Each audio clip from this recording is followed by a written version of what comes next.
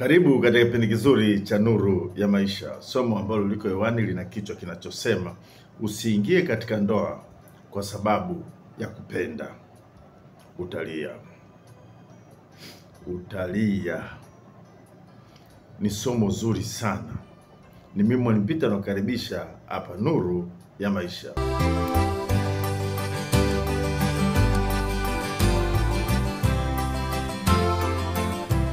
Usiingie katika ndoa kwa sababu ya kupenda, utalia. Ndio somo ambalo liko hewani.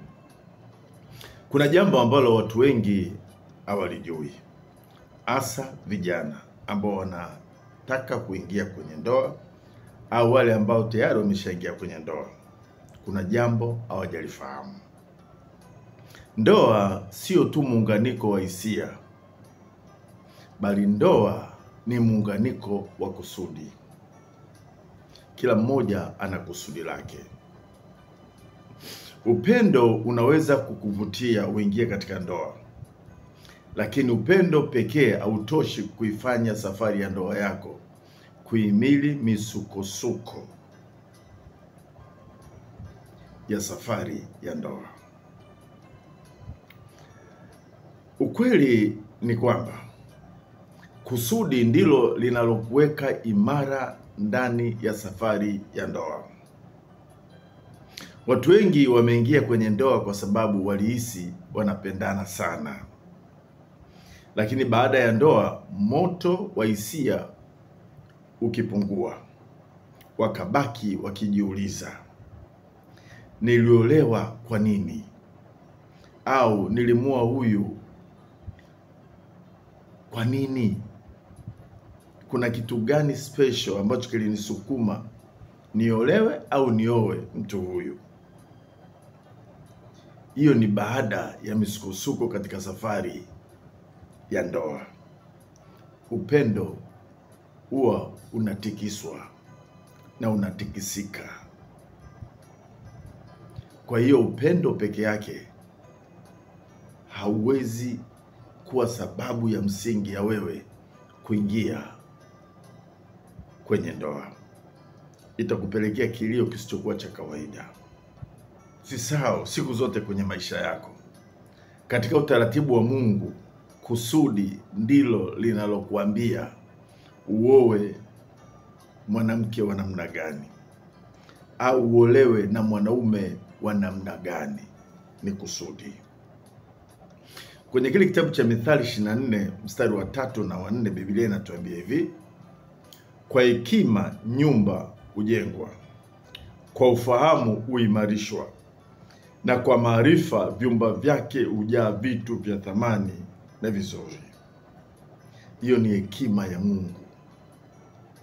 Hekima ya Mungu inakufanya utambue kusudi la Mungu katika uhusiano wa ndoa.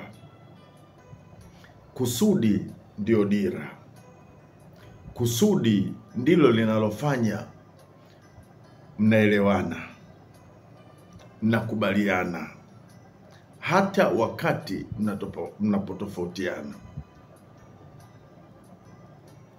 Kusudi linawapa nguvu ya kuvumilia au kuvumiliana, kwa sababu ndani yenu mnajua mnacholenga au mnachokipigania.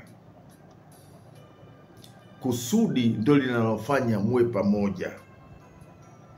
Kusudi ndio linalofanya usonge mbele. Kwa hiyo mahusiano yenu yakijengwa kwenye kusudi, hiyo ndoa inakuwa na furaha nyakati zote. Itahimili mitikisiko ya kila namna kwa sababu imejengwa katika kusudi.